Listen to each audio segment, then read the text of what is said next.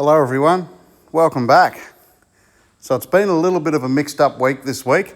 I've had a fair bit going on at work, so I haven't been able to spend as much time in the shed as I'd like, but I did sneak a few hours in. But this week, a lot of the action on the cars has happened during the week. So I'll put this video together now to bring you up to speed. I have learned quite a bit about this car just from people reaching out throughout the week.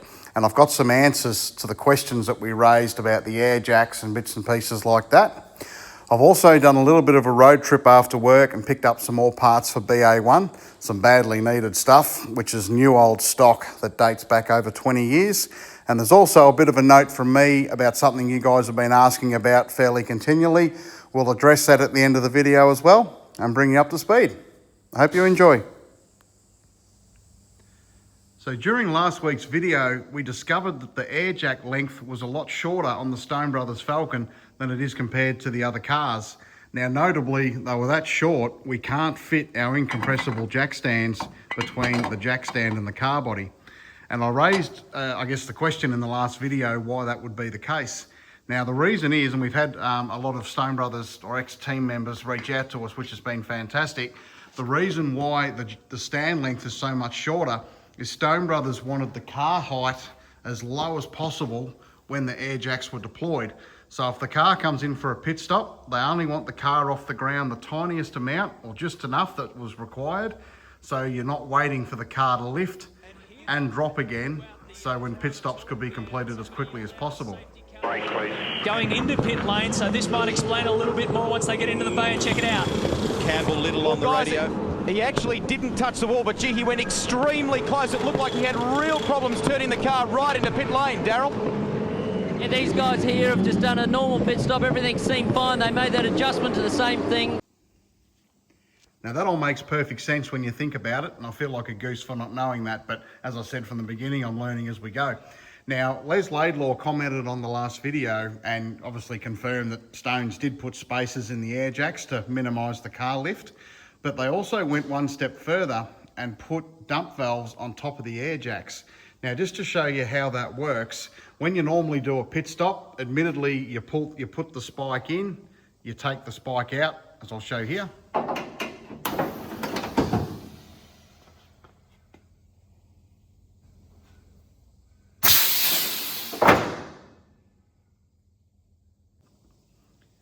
So the air does escape quite quickly. Now, if you have a look at how the Super Cheap Auto Falcon's set up, and I use this controlled valve here as, I guess, to help me explain it to you.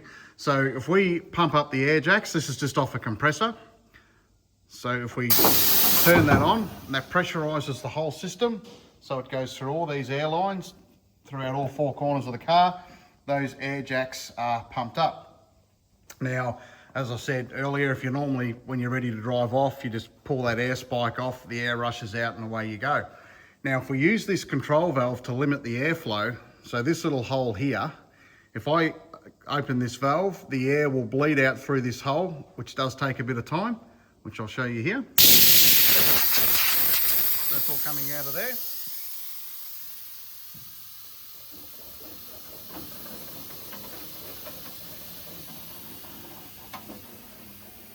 And those air jacks work their way up. So you can see how long that took. Now that's all the air working its way back through this spike and the car drops and away it goes. Now obviously disconnecting the air spike, that all happens a lot quicker, but Stones went about it a slightly different way. So if we come over to the Stone Brothers Falcon, I don't have that style of air spike, so I've just had to modify it a little bit. You'll see I've just screwed the line off the back of the air spike fitting and just put the standard air compressor fitting on the end for the purpose of this video. So we've hooked it up exactly the same as we did the Super Cheap Falcon. And if we turn that valve on, you'll see under here the air jacks will deploy when they pressurize.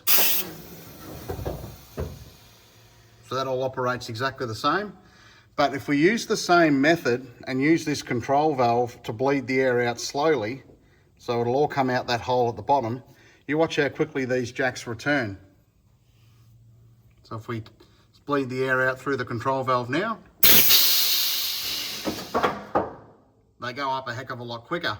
Now the reason for that is Stone Brothers put dump valves on top of the air jacks. So instead of when you pull the air spike out and all the air bleeding back through the car, back through the air spike, that obviously takes a little bit more time and the car will drop a lot slower.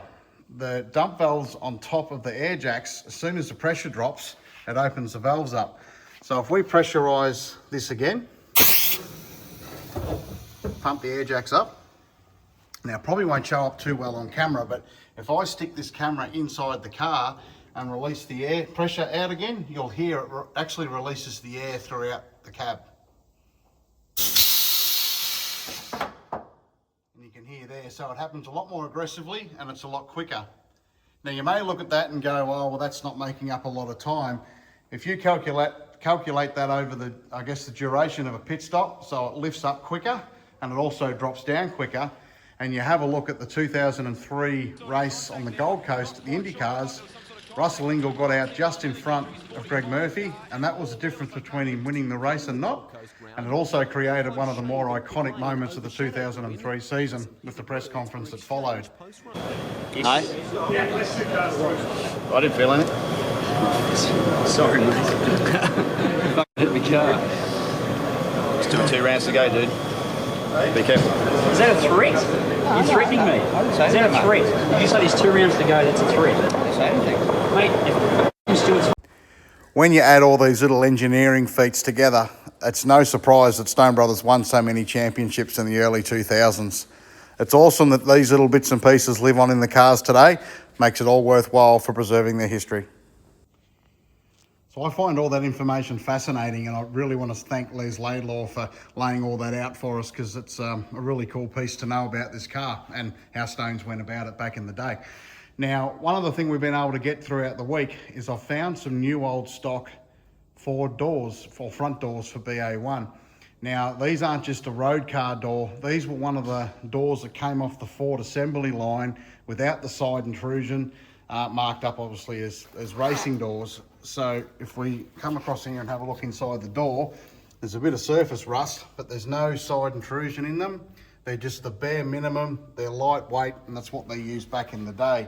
So somehow these have survived, I guess, the Dunlop series, all through the main game, and they were never put into service. So we've got a driver's side and a passenger side door, which is really exciting because we do have to replace them. We know the passenger side door was buckled on this car and had a heap of preload on it, but we want to put the electric windows back in the car. Now, they were deleted years ago when the car was running around in the Dunlop series. So we need to utilise all the mounts and refit, winder motors and door glass and all sorts of stuff. So we'll look forward to getting these put back into service. They still have to have a bit of material trimmed out of them to lighten them off a little bit. And they're very raw, like there's sharp edges the whole way through them, as I found out the hard way.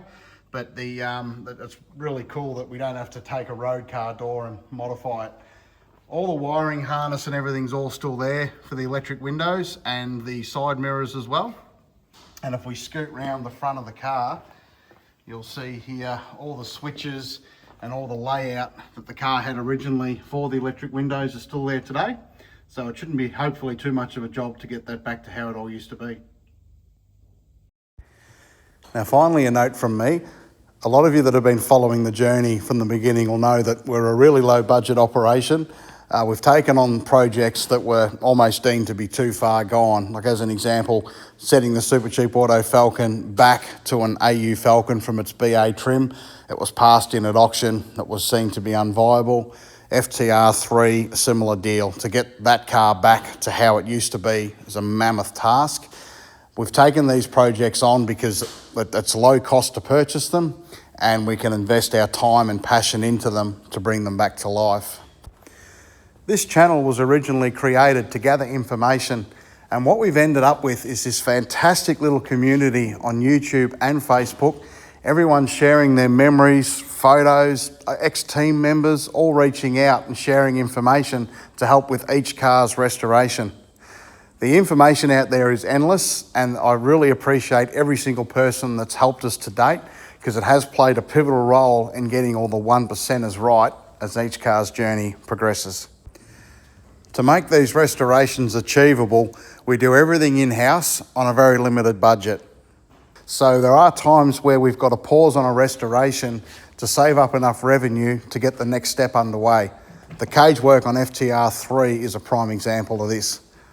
We've had a lot of people reach out wanting to contribute and wanting to keep the projects rolling over and offer their assistance. And we don't want to be dismissive of these offers, and we certainly don't want to curb your enthusiasm. So we've reluctantly set up a YouTube membership program for anybody that would like to contribute. It's not compulsory, but anybody that does want to join and play a part in each car's restoration, we would love to have you on board. And any revenue that is created through this program will go directly back into the cars. It'll help us create some extra content, and we'll be able to share that with you as a member without losing the core group that we have and the core message which we have in this community, which is building these cars and bringing them back to life and celebrating what was a fantastic era in Australian motoring history. So we'll push on here tonight, and we'll get some more work done over the next week and into Easter, where we hope to make some significant progress on the cars. I'd like to thank Tech Bits and Pieces, who's already signed up as a member well before we even had the chance to announce our membership program. We really appreciate your support. Thanks again, everyone. We'll have more for you as soon as we can. Thanks again.